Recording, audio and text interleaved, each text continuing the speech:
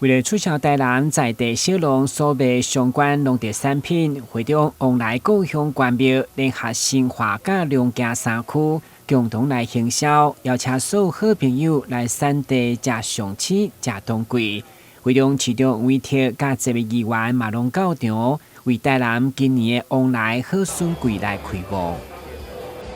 请剪彩，关庙区花园果菜市场正式启用，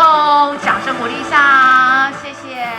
农局表示，针对国内外销售市场，加工的通路甲价销稳定，一定拢全力以赴。会长市长嘛强调，因为疫情的缘故，会拼电商的通路，让消费者食到上佳优质的台南往来好顺。台南的凤梨跟笋子，都是非常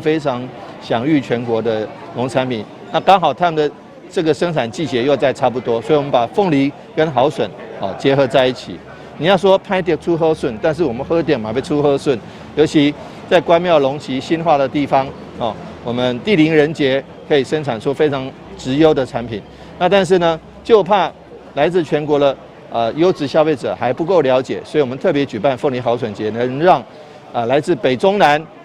的这个好朋友都能够知道有这样的好东西，尤其在疫情肆虐的当下，那吃很好的美食增强一些免疫力也是应该的。虽然今年往来产量比去年减了1成，不过各种加工品等相关的伴手礼，其实业绩拢是稳定成长，可见已经拍出台南往来好顺的知名度。台南新闻管制何乔芳采访报道。